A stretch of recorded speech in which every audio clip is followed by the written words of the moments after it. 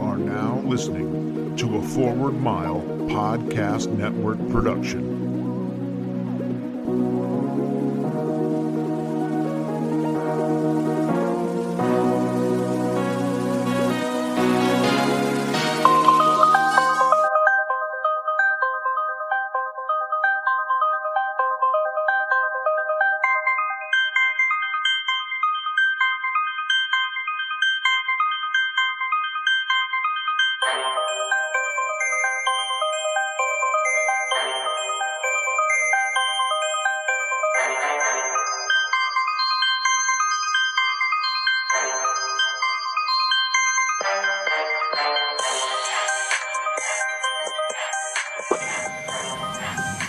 All right, welcome into the next edition of the Vegas Squares podcast. It has been an eventful weekend in sports, and we've got a lot more coming up this week. The Kentucky Derby happened this week. If you listen to the weekend podcast, I believe I won with Justify, our prop bet. Is that correct, Anthony? That is right. $50 coming your way. All right, I can't wait to take that to the window and light it on fire somewhere. Speaking of, there's a lot of options to take that 50 and light it on fire. We got the NHL playoffs getting ready to head into the conference finals. We have one more game, Game 7, Jets and Predators, coming up Thursday. And also we've got baseball, obviously going strong. And then this weekend we've got the Players' Championship, which many people on tour consider the fifth major. Will you be having any action? Let's start there with the Players' Championship, and obviously the big play, the money moving, is with Tiger and Dustin Johnson. But what are your initial thoughts on TPC Sawgrass with this field? I think this field is wide open in my mind. I believe almost everybody that's playing this week can almost make a run at the leaderboard and have a shot to win it. There's some interesting groupings that I've been looking at too. Of course, everybody knows the one with Phil and Tiger, but right. The one I'm interested in watching is Rory, JT, and Speed. Yeah, two definitely good groups. I mean, Phil and Tiger, if I'm not mistaken, haven't been paired together in a tournament for a very long time. So that's going to be interesting to see. Jason Day, coming off of a big win at the Wells Fargo, is going to be another interesting storyline. Can he keep it going? Because we've talked about Jason Day for the last year plus about becoming the next breakout superstar, but between his injuries, his family history, or his family issues, he just hasn't been able to take the next step. But every time you see a guy like that, win a tournament, it starts to give you that sense of, all right, well, maybe he's starting to get himself back into the thick of things. Yes, I think what's really important right now for him to succeed would be his health by far. Right. Whether he can keep his mental health as well as his physical health moderately calm and shoot how he did last week. So, I mean, yeah. There's somebody that has a 141 tee time that I'm definitely interested in watching, and that's Louis Oosthuizen, of course, Smashers himself. So yeah, Mr. Smashers himself. Oosthuizen, I just like saying his name. It's funny. He's going off right now at 85-1. The thing that shocked me, I wouldn't say shocked, but it kind of took me by surprise is that, with looking at this field, like you said, anybody from top to bottom on this roster can win this tournament with a couple, 3 good rounds.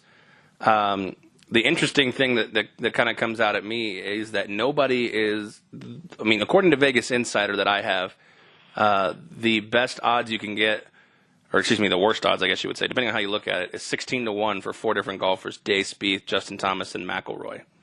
Usually you find, a favorite in the 9-1, 8-10-1 range, somewhere there, but not for this tournament.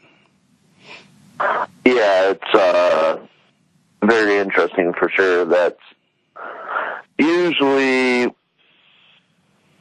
indicates a wide open field, and nobody's really confident in one golfer on this course. So, yeah, I mean, do you make this? I know you talk about the field, but I mean, this course is no slouch. I mean, I personally have played this myself, and I'm not the greatest golfer in the world, but this course kicked my ass. There's a lot of holes, other than obviously, everybody knows 17, the Island Green, but 16 and 18, that 3-hole stretch is very tough and can make or break any round, over the weekend. Do you attribute some of this wide open field, as you like to say, to the course itself? I absolutely say yes, without a doubt. I mean, it's an iconic course. Everybody likes to play it and all that. And everybody has a hole that they like, and everybody has a hole they dislike on this course. I mean, that is true. Yeah, there's a lot of holes that can get away from you on this course. A lot of people talk about 16, 17, and 18, but if you don't start out of the gate, shooting very well, maybe even a few strokes under par to give yourself a little wiggle room, you can really hurt yourself this weekend. Yes, you definitely have to start strong right out of the gate and just let it ride and hope you keep the ball in the green stuff, not in the water, and that's obviously obstacle number one on this course, and then number two is just keeping it in the short grass. So that's an interesting thing you brought up. Obviously we know about the 17 with the water. I'm curious if there's a prop bet out there. If not, there should be. Let's set the line at over/under shots in the water on 17 for the 4 rounds. What do you think's a good number? Ooh. I'm going to say what do you think, 15 and a half? I was thinking a little higher than that. I was going to say 20 and a half or something. On just 17 though, that's what I'm saying. Yeah. Okay, 20 and a half. All right, interesting. Yeah, we'll have to play around with all the sports books and see if there's an actual number, if anybody's bet. I know William Hill, you can submit a bet. I'll be interested to see what. I know. Usually, there's a prop bet for a hole one for this tournament, right? And usually, the yes on this one is just slightly minus, if I'm not mistaken. Oh wow, that would be interesting. A hole in one is hard to do on any hole. I mean, except when I bet you, of course, Yeah. So let's look at the field. Like I said, Day, Spieth, Thomas, and Rory are the favorites at 16-1. Just behind are DJ and Ricky Fowler.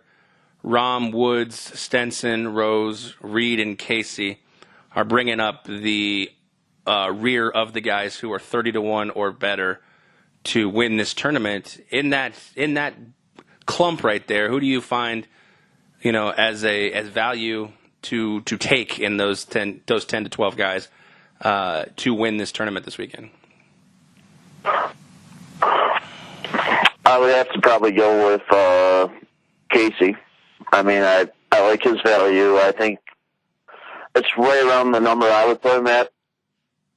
I mean, Tiger Woods is another one that kind of strikes out to me with value on this, but he just hasn't impressed me much this year to even lay $1 on him. So, yeah, I mean, he definitely, obviously, has won this tournament twice, so that's obviously a competitive advantage for him. I don't think he has the stamina to do 4 rounds of golf and be able to be there at the finish line on Sunday. I'm rooting for him, but I like. Oh, absolutely, yeah. I like Ricky at 18-1. He's won this tournament as well before. Without looking at the rest of the field that we just talked about, Jason Day all the way to Paul Casey, I don't believe anybody else except for Tiger has won this event. John Rahm has a tendency to kind of fall off in the final round. The 16-1 guys are all, good bets. At 16-1 for 10, $20, it's not a bad payday if those guys, one of those guys is there at the finish line. Yeah, if I had to take one that was 16-1, I'd probably take Justin Thomas.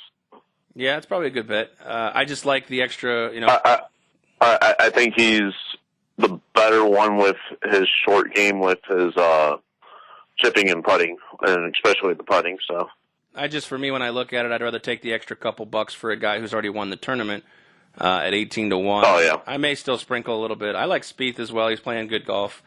I look at the second tier, which starts with Phil Mickelson. And of course, I've got all this. This is on Vegas Insiders Golf Futures, which these futures are provided by Sportsbook.ag, which is an offshore site. You got Phil Mickelson starting that pack at 35 to 1, all the way down to the 100 to 1 range with Siwoo Kim. You got guys in that area: Phil, Sergio, Matsuyama, Fleetwood, Alex Noren, which I'm completely off of at this point until he shows me that he can be any kind of golfer, because the last 3 times I bet him, he doesn't even make a cut.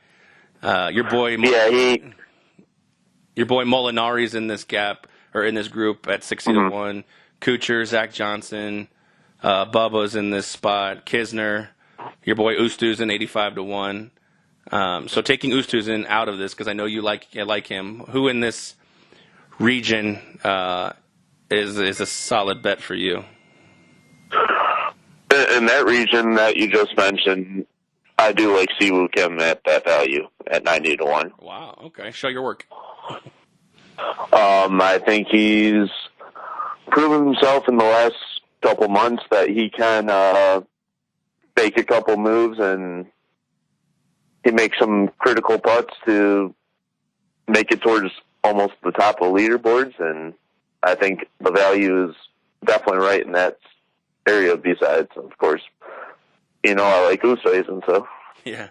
A guy I like in this group is the Florida State boy, Brooks Koepka. He's got to get his act together. I think this is a good spot for him. He played this course a lot, according to him, when he was in college and high school, and early on turning pro, because it's the area he lives in. And it's also the area where PGA headquarters is at as well, in Ponte Vedra. So I like Brooks Koepka to have a good showing, and at 90 to 1, if he somehow comes out ahead of the pack, it'd be a nice little payday for $10-20. Yeah, absolutely, yeah. So, and then you got, yeah, of course, and of course, I like Schwartzel, but after his disappointing debacle in rounds 3 and 4 last week. Yeah, it didn't go so well. Yeah, he's your Alex Noren right now. Yeah, I already took him for the U.S. Open though. I saw him at 125 to 1 in that third round when he was doing well, and I jumped on it. And I already know his value decreased, so I mean, at least I got a better value on him than it is currently listed on William Hill. So the question I have is, will you be taking a flyer at 2,000 to 1 on professional golfer Wee Kim? No. Oh, come on, not even for $2? You said at 2001? On here it shows 750 to 1. Oh, I pulled up Bet DSI. Yeah, let me go back to Wee Kim 750 to 1 on the Vegas Insider. Yeah. Nothing, no sprinkle on him? Nah. No sprinkles, no. A lot of guys in this field at 750 to 1. Let's see if I don't even know if I recognize any of them. Oh, DA points. Hey, Danny Willett, Masters champ, 750 to 1. Yeah. Nah. Let's see. I still want it. Yeah. Stuart Sink is in that pack. I don't think any of those have a legitimate shot. Jeff Ogilvy, God, he used to be a good golfer, or at least. Yeah. Ryan Almer was pretty good, too. Who's that? Ryan Almer. Ryan Armour. Gotcha, yeah. Yeah. So it's definitely going to be an interesting weekend. There's a couple of guys that we'll be sprinkling on. I think we'll have to do another draft like we did on the Masters. Pick our guys. We'll post that on the website. By the way, if you want to check the website out, it's vegassquares.com. Also, you can listen to us, if you aren't already, on 12-Ounce Sports Radio, 12ozsportsradio.com. We are there every Tuesday and Saturday. And also on Forward Mile, the podcast network on forwardmile.com. You can subscribe to their daily fantasy services and get access to our podcast. So I had to get that plug in before I forgot. Very good. So yeah, it'll be interesting. We'll have a write-up about some of the guys we're going to be taking this weekend in the tournament. So you look out for that on Vegas Squares in the article section. Let's move forward let's talk some hockey, because like I said, we're getting ready to enter the conference finals, the final four of hockey. And 3 teams are already set. We've got Tampa, we've got Washington, and we've got the Vegas Golden Knights. We are waiting on the Jets Predators to play Game 7 this Thursday. And let's start with the Game 7. And PK Subban, who has been pretty, I would say he's a sharp bettor with his guarantees. No pun intended with our betting show. I'd say he's been pretty sharp with his guarantees lately. Last year he guaranteed a couple of Stanley Cup wins in the playoff run they had last year, and right before Game 6, he guaranteed they'd be bringing it back home for the fans in Nashville, and they delivered with an impressive 4-0 shutout in Winnipeg. Is this more of a positive testament to Nashville just wanting it more, or is this more of a negative testament of Winnipeg? I understand if you lose the game, but to come out and lay an egg like that at home is pretty tough to handle. Yeah, the Jets pretty much laid an egg. Nashville looked like they wanted it, and they definitely had it. Of course, with Pekka in net, delivering the shutout was definitely a plus. He had, 35 saves, if I'm not mistaken? Something along those lines. He's been a hell of a streaky goalie in these playoffs, especially this series. I mean, here we are. He's 3-3 in the series, and he's been pulled twice. Yes. So, I mean, the question begs is what teams are going to show up for Game 7? Are we going to see the Preds who, were the President's Cup, champions, or President's Trophy, not President's Cup, that's golf, President's Trophy recipients, or are we going to see the Jets who, when they're firing on cylinders, I frankly believe they can't be stopped? I honestly have no idea. I mean, based on the line and all that, the value seems to lean towards Nashville, I would say. I mean, they have home ice. Yeah. They look like they're the team to beat right now, so.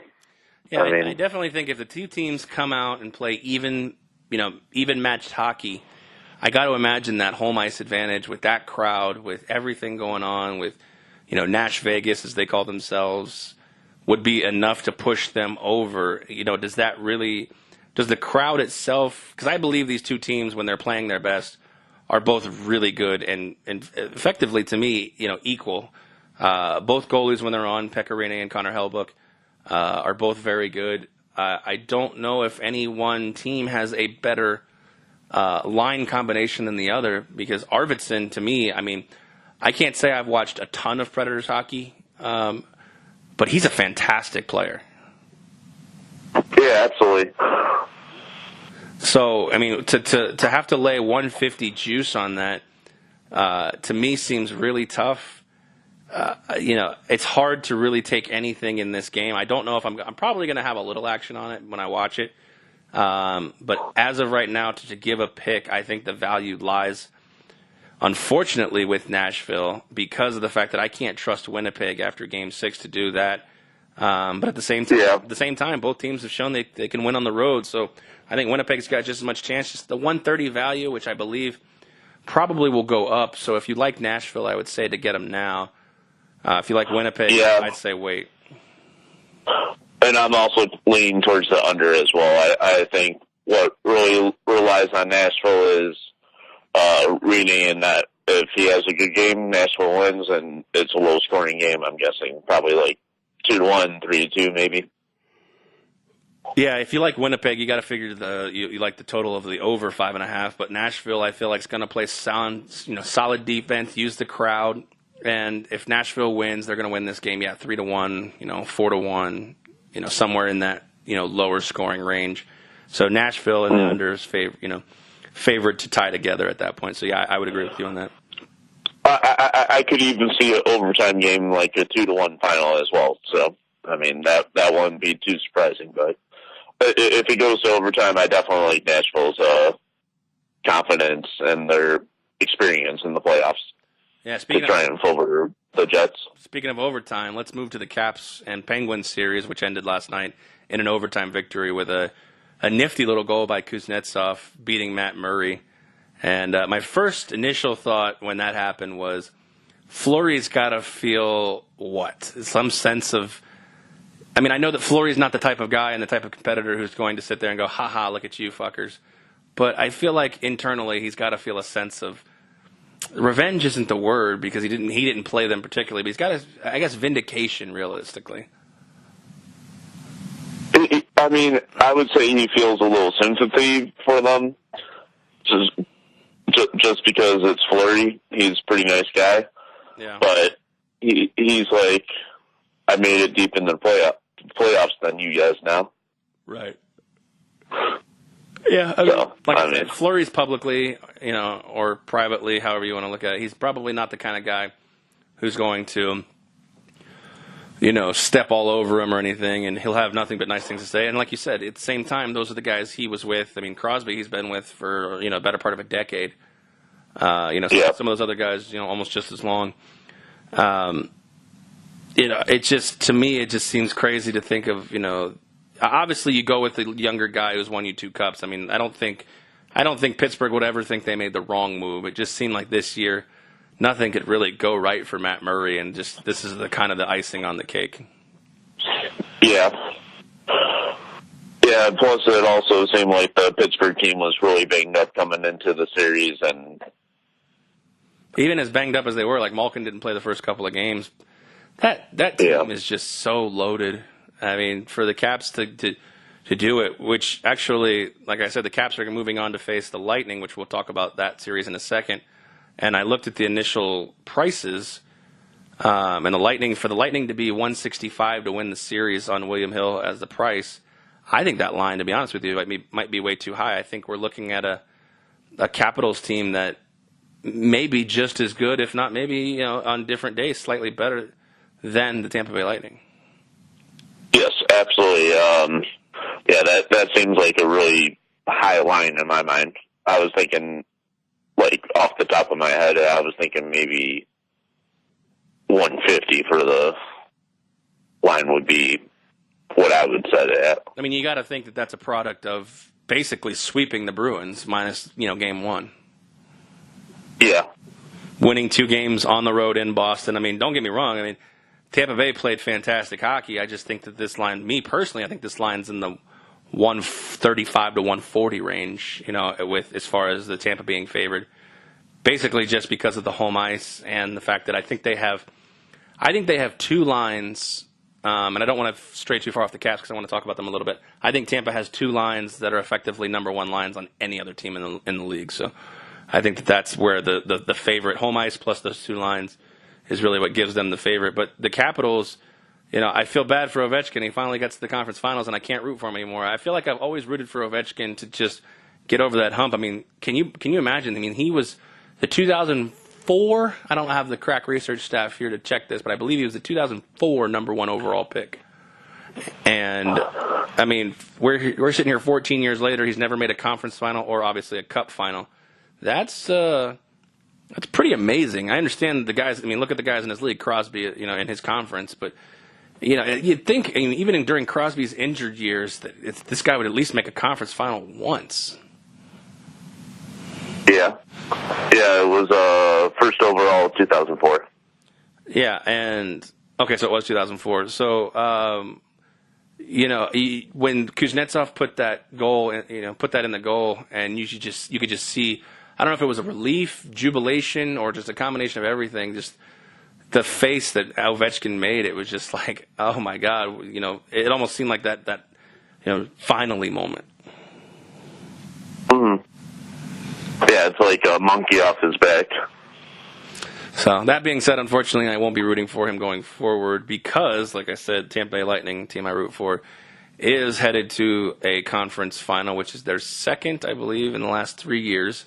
They went 2 years ago against Pittsburgh and lost, and then we have this year as well. Like I said, they've got 2 lines between Stamkos, Kucherov, and JT Miller on the first line, and Point, Palat, and Johnson on the second line. They've got two lines that rival the top pairing. I mean, you saw it. I mean, the top pairing that everybody's considered in the NHL this season was Marchand, Pasternak, and Patrice Bergeron. And Cooper decided that every time that first line was out for the Bruins, he would play his second line against them. And not only did his first line get going because of that in the series with Stamkos and Kucherov, JT Miller had a nice series as well. His second line kept up step for step in terms of points and production with that Bruins top line and eventually overtook them. And actually, Braden Point is the guy who dominated this series against the Bruins. Oh, absolutely, yeah. Yeah, without a doubt, that's for sure. So to me, I mean, when I watch them, in an unbiased opinion, I watch them roll three lines with Gord and Killorn and Sorelli, this new kid, on that third line. I watch them roll three lines of offensive hockey that can rival any team that's left, especially left in the playoffs. Mm-hmm.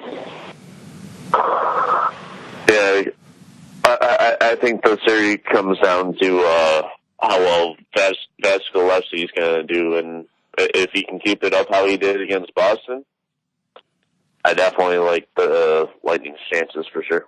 Yeah, I mean, Vasilevsky had a great series. Game one, he let in 6 goals, but if you take a deeper dive into that game, a lot of them were redirects or tips, or really goals that weren't necessarily on Vasilevsky. I mean, anytime you see 6, you're like, what the hell happened to the goalie? But that, if you take a deeper look, it wasn't necessarily all him and that. And they had a bad game, and Stamkos came out and said, the rust or the layoff we had, we didn't take seriously, and we got punched in the mouth the first game, and you can definitely tell they learned from it.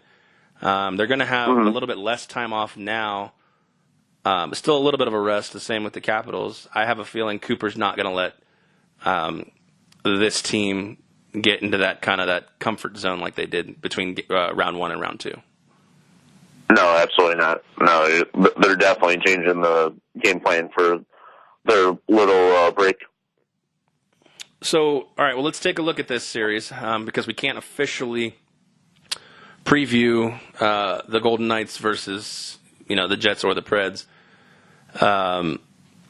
Who do you think? If you like you said, the series price was $165 for the Lightning, and I believe it was plus 130 for the or plus 130 or 140 for the Capitals. Who do you like in this series?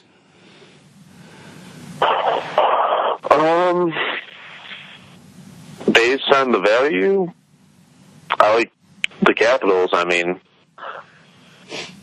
how it sits right now, but I mean, I think the Lightning are just too good. I say the series goes about 6 games, and yeah, I would say that the value lies with the Capitals, like you're saying. I mean, they're not a bad team, and for them to be getting that much in plus money seems like definitely a spot where you want to jump on it. My initial thoughts with this series are to basically chase Tampa to win a game because I don't believe they're going to get swept. I don't think there's any way. This team is too good to get swept in this series this far. So my betting angle on this is to chase Tampa to win a game because I believe they're going to be at least the first 2 at home, $1.50 favorites or so.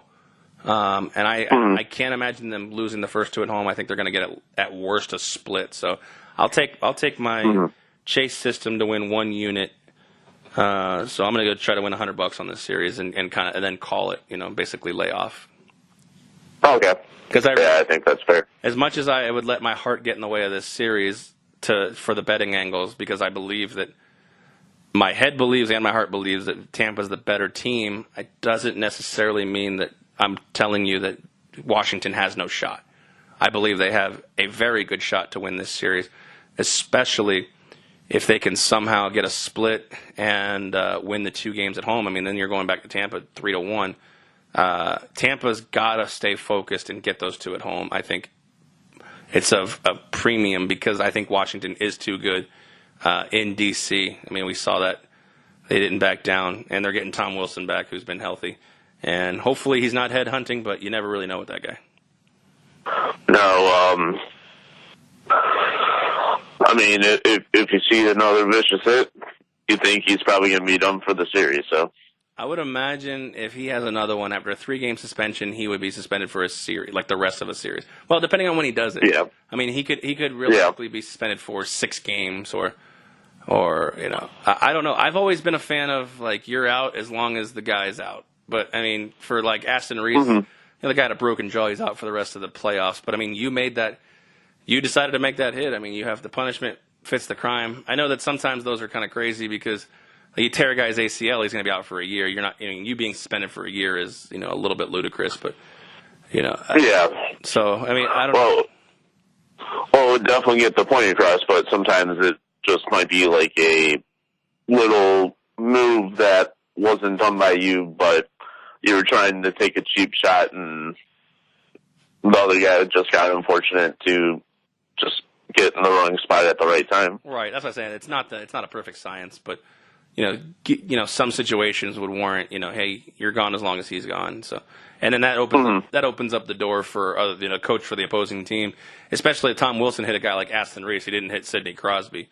If I can keep Tom Wilson out of the game by only having to tell, the NHL that Aston Reese is still hurt and keep a guy, like hypothetically, let's use a more prominent player in the NHL. Let's stay with Pittsburgh and say like Phil Kessel hit somebody, who was a nobody on Washington. They're like, you're out as long as he's out. I mean, I can see Barry Trotz being like, oh yeah, he's still hurt even though he's good to go, just as a sole excuse to keep Phil Kessel off the ice. Yeah. So, all right, well, let's move into the last series of the second round. And the Vegas Golden Knights, man, the train just keeps rolling, eh? Yeah, it keeps going without even slowing down. I mean, they won the last game 3-0. I got on the good side of that. I took the reverse puck line on William Hill. So did I, yeah. For VJK, I got plus 290. I'm sure you probably got it right around that same price. Something like that. I think it was close to the game. I think it was, something like 285 or something. I do have to toot my own horn on, was it Saturday or Sunday the game? I think it was Sunday the game was. I did take the reverse puck line on both the Lightning and VGK, so it was a nice little payday for me. So yeah, I have to give myself a little pat on the back for that one. But VGK, like to recap this series in just a few things. Obviously it was 4-2, but with the exception of Game 4 that San Jose won 4-0, I thought the other 5 games Vegas controlled them from start to finish. That overtime game that San Jose won in Vegas, there were a couple controversial calls or no calls, the goalie interferences, both of them obviously. But even in that game that San Jose ultimately did win, I thought Vegas was the better team in 5 out of 6 games, and that's saying something for an expansion team, to be the clear-cut dominant team in 5 out of 6 games. And the only reason they probably didn't win Game 4 or were competitive is because I think they got a little bit full of themselves. Yeah, absolutely. Yeah, they played not to lose. And usually you can't win if you play not to lose. Yeah, if you're playing, because the thing is that you're playing not to lose, and you're playing safe and conservative, and that's usually when you get punched in the mouth. Especially, hats off to the San Jose Sharks. They took the physicality that the Kings, brought to Vegas during that series, but they also used it in succession with their talent. I thought the Kings were a far inferior team to Vegas, and the only thing they really had going for them is quick and the fact that they could hit everybody. They had 100. Well, yeah. We were at that game too, and they had 160 hits combined. Something right around there, yeah. Granted, it went to double overtime, but still, in Game 1, that lasted regulation game, that had right around 120 hits. Exactly. Yeah. So, I thought San Jose used a great strategy of, being physical, but also, having enough finesse guys to make this, make these games a little more competitive. at the end of the day, I thought Vegas was the better team on the ice, and it showed. When they had the chances, with the exception of Game 4, they stepped on the throat of the Sharks. Yeah, absolutely. Yeah. So, Vegas is going to have about a week off off. Now they played Sunday, and then the next game's probably going to start Saturday, given the fact that Preds and Jets is on Thursday. Yeah, I have a feeling if it's going to be Winnipeg, it's going to be Saturday with Hockey Night in Canada. I have a feeling if it's Nashville, it could be Saturday or potentially even Sunday. Yeah, so, if it's Sunday, then the Knights have a full week off even after playing a 6-game series, which, we saw how it benefited them coming out of the gates in Game 1. These two teams are better than the Sharks. If you had a choice, who would you rather face if you're VGK? Neither, but straight to the Cup Finals. Yeah. If I'm VGK, I probably want to face Winnipeg. They look like more of a shaky kind of team right now. And I think Pecorine is just going to be too good if he makes the Western Conference Finals. Yeah. Especially against another dominant goalie. I saw on some of the forums, the Vegas Golden Knight forums, and I understand there's a lot of new hockey fans. This one stuck out to me because it was kind of comical. Somebody asked that question, who would you rather face, Preds or Jets? And this was after Game 5, after the Jets had taken the 3-2 lead. And a person commented, and they said, I would rather face the Predators because the Jets are firing on all cylinders right now, and they look unstoppable, and they look like they're the team to beat in the NHL. And the guy right under it said, well, if the Predators somehow come back and beat this unstoppable team that you so proclaim that the Jets are, wouldn't that make the Predators just as good, if not better? Yeah, absolutely. If I'm VJK, I'd rather face TPC Sawgrass 17 with a blindfold on than either of these teams. Yeah, see, I don't know. I look at the season records. The Predators, the VGK was 2-1 against the Predators, and that one loss was a 45-save shutout by their backup goalie. I'm not saying that. Yeah. VGK got 45 shots on net in Nashville. The other one in Nashville was a shootout victory, which Subban was in goal then. And then the one at home was a 3-0 shutout, which we got donuts for, which was nice.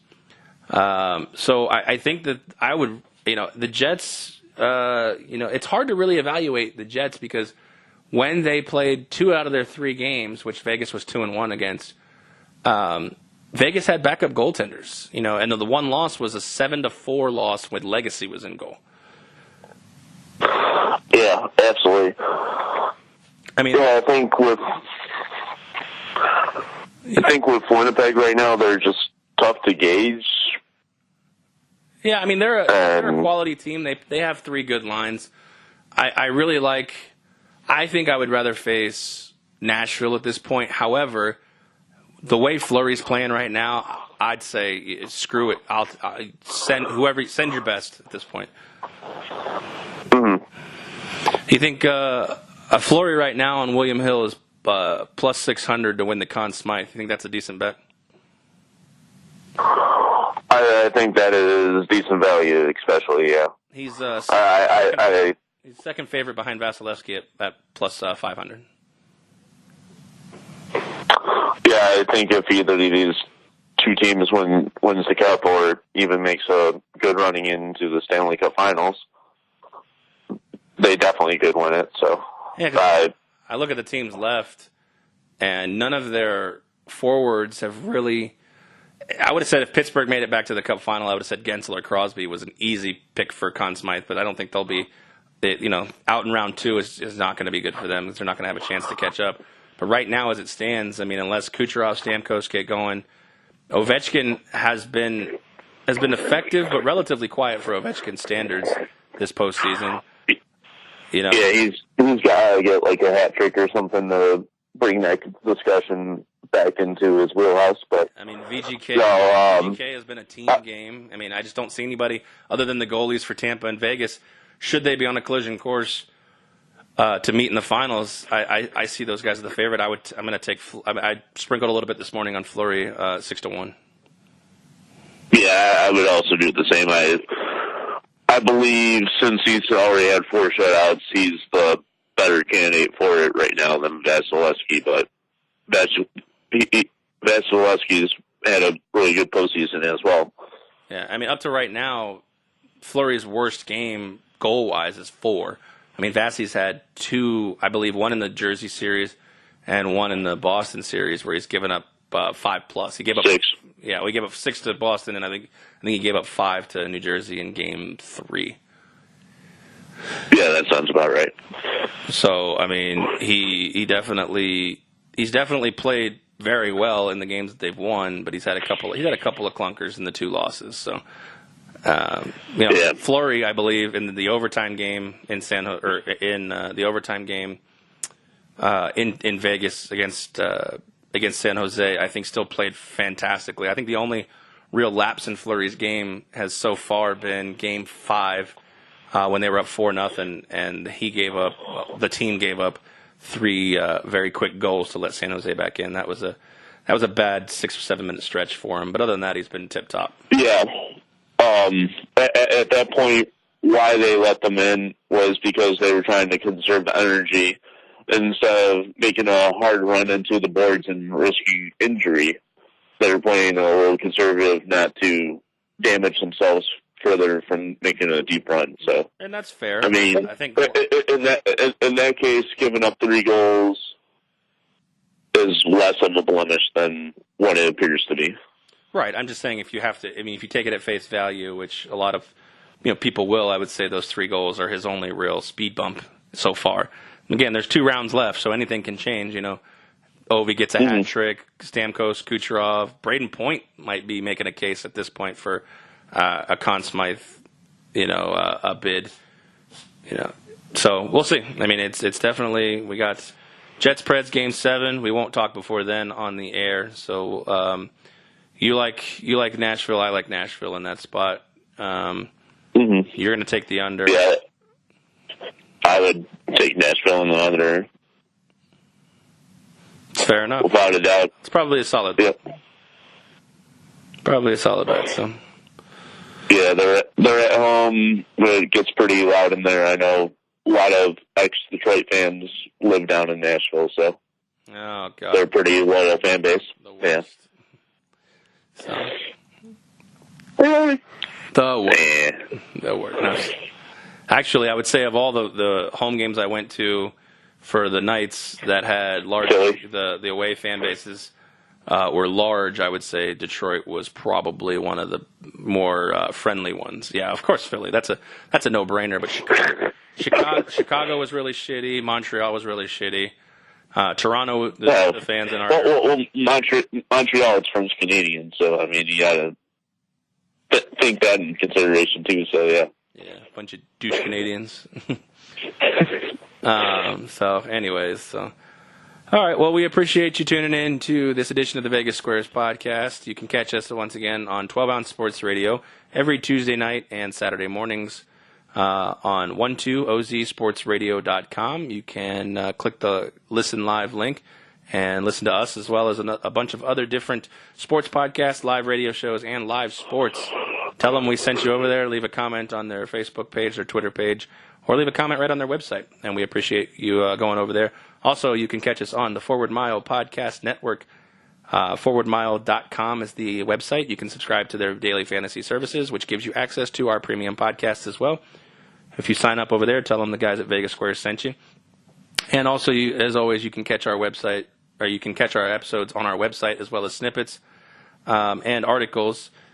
VegasSquares.com is our site specifically. You can go check that out and read the articles. And you can also follow us on Twitter at Vegas Squares. And Tony is on Twitter at TokenTony89. So for Token Tony, I am Aaron. We appreciate you listening to the episode, and we will catch you on the next one.